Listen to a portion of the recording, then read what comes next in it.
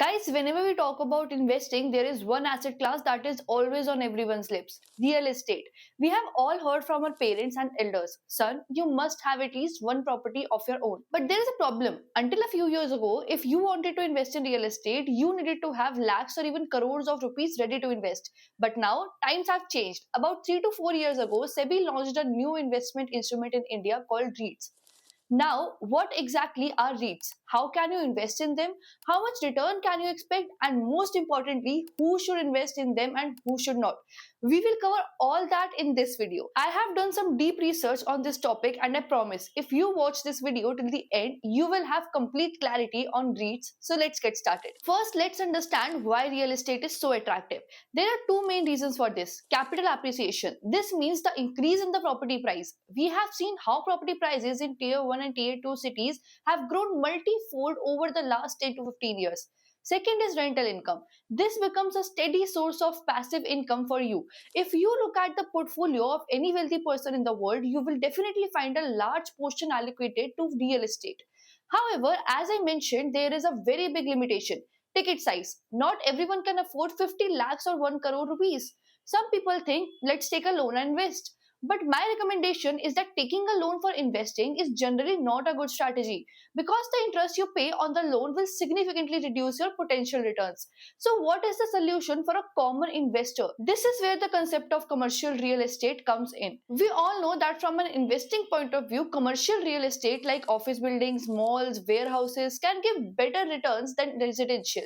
But investing in commercial real estate is quite complicated. Let's understand this with a very simple example. Imagine you want to buy a small shop in a huge mall. Now think about the hassles involved in managing that shop: finding the right tenant, collecting rent on time, maintaining the property, handling all the paperwork and taxes, and ensuring the shop doesn't stay empty for long, meaning maintaining a good fill rate. It sounds like a full time job, right? Now imagine if instead of that one shop, you got the chance to buy a small fraction of that entire mall, plus 10 others massive perks like it. This is exactly what a REIT does. When you buy a REIT, you essentially buy a small share in a whole portfolio of commercial properties. This automatically lowers your risk. With REITs, you get two types of benefits: dividends. A large portion of the rental collection, as per SEBI, minimum 90% of collections is distributed to unit holders as dividends. This can usually be around 4 to 7% per year. Second is capital appreciation. Just as the value of those properties increases, the prices of your REIT unit also increases, exactly like the NAV of a mutual fund. And the biggest benefit, liquidity. The biggest problem with physical real estate is that you cannot sell it whenever you want. But REITs are listed on the stock market. You can buy or sell them anytime during trading hours, just like a share or a mutual fund. One more important point: all REITs in India are SEBI regulated. There are some strict rules they must follow, such as minimum 80% of the money must be invested in ready to move in completed commercial buildings. The remaining 20% can be invested in slightly riskier projects like under construction properties, and they must distribute at least 90% of the cash available for distribution to unit holders as dividends. These rules make it quite safe, not necessarily from a return point of view, but from the point of view of avoiding scams. To understand this in a bit more detail, let's take the example of India's first listed REIT, Embassy REIT. Now, don't get intimidated seeing this structure. I will simplify it for you. Sponsors: these are the big companies that start the REIT. In the case of Embassy REIT, the sponsors are the Embassy Group and Blackstone, one of the world's largest real estate investor. Public unit holders: this is people like you and me who buy units from the stock market. Trustee: this is an independent entity. Here it is Axis Trustee, whose job is to ensure that all the REIT's work is done in the best interest of the unit holders. Manager: this team manages the properties on a day-to-day basis, getting tenants, collecting rent, maintenance, etc. As you can see, there are so many different properties listed under Embassy REIT. Embassy REIT is India's first and Asia's largest REIT by area. This company owns and operates 51 million square feet of area. Their portfolio includes 14 huge office parks, 6 hotels, and even a 100 MW solar power plant. About 75% of their asset value is located in Bangalore. Now you understand what REITs are, but if you want to invest, how do you decide which REIT is good? See, your traditional stock market metrics like PE ratio or EPS growth don't work here. There are specific parameters to evaluate REITs. Let's understand them one by one. Along with the parameters, we will also compare all the listed REITs. First is NAV, net asset value. Think of this as the book value of the REIT. The formula is simple: market value of total asset minus total debt. Basically, it is the market value of the properties in the REIT minus the loans running on those properties.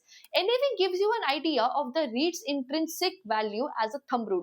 REITs often trade at a 10 to 15% discount to their NAV. Embassy REIT trading at a 1.9% discount, Mindspace REIT trading at a 9.1% premium, Brookfield REIT trading at a 4.8% discount, Nexus Select Trust trading at a 2.1% premium. As you can see, currently Embassy and Brookfield are trading at a discount while Mindspace and Nexus are trading at a slight premium. This is a very important metric. It tells you on average how much time is left before the properties become empty. Obviously, the higher the better. A long way like 7 to 8 years means stable and predictable rental income for the long term. Embassy REIT 7.6 years, Brookfield REIT 7.6 years, Mindspace REIT 6.8 years, and Nexus Select Trust 5 years. Embassy and Brookfield look quite strong with a WALE of 7.6 years. This means their cash flows are expected to remain quite stable for the next 7.6 years. Nexus has the lowest WALE at 5 years. Occupancy rate. This tells you what percentage of the REIT's portfolio is currently occupied by tenants again. The higher the better. A high occupancy rate above 90% ensures stable cash flows. Nexus Select Trust 97%, Mindspace REITs 91%, Embassy REITs 85%, Brookfield REIT 84%. Here, Nexus Select Trust is the clear winner with 97%, followed by Mindspace at 91%. Embassy is a bit lower compared to the others at 85%. As I mentioned earlier, REITs have to distribute 90% of their cash flow to unit holders. This yield tells you how much dividend you are getting on your investment. But remember, this is not guaranteed. It depends on the trust performance. Brookfield REIT 6.30%, Nexus Select Trust 6.15%, Embassy REIT 5.8%, Mindspace REIT 5.07%. Brookfield is leading here with a yield of 6.30%. If regular income is more important to you, this will be a very critical parameter. Loan to value LTV. This indicates the leverage or debt level of the REIT. It compares the company's total debt to the value of its asset. Here, the lower the better. A company with less debt is considered more stable because they have fewer loans to service. Mindspace REIT 17%, Nexus Select Trust 18%, Embassy REIT 29%, Brookfield REIT 33%. Mindspace and Nexus have very low LTVs at 17% and 18% respectively. Embassy is significantly higher at 29% and Brookfield is the highest at 33%, which shows some risk. Diversification and sponsor quality. A good REIT is one whose portfolio is diversified across different cities and different tenants. This reduces the risk of oversupply and concentration.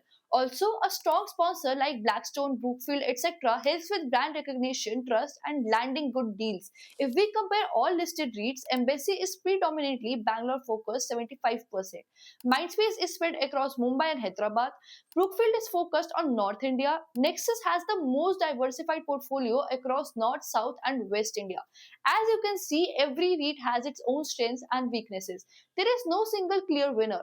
Your choice depends on your priority. Do you want high yield, long-term stability, or high occupancy? Before we conclude the video, I have a request. Our team works very hard to bring you such informative videos. If you like this video, please comment below. This is the best video on REITs. So finally, let's look at the cons of REITs. We understood the pros, but there are two major cons you should know. First, REITs will most probably not give you crazy returns like the stock market. 100x or 200x is not a possibility here. You can make decent money if you combine REITs with emerging themes like hospitals, warehouses, etc. But generally in India, the pace at which rent increases will broadly be the pace at which you get your returns. Second, no direct ownership title. In the case of owning a physical property, you get the title deed. But here, investors only receive trust units. In short, just by investing in REITs, you don't become a part owner in the actual property's title. If you are okay with these two cons, you can definitely check out REITs. That's it. I hope this video gave you a lot of clarity on REITs. If yes, don't forget to like this video. If you have any questions, you can ask in the comments below.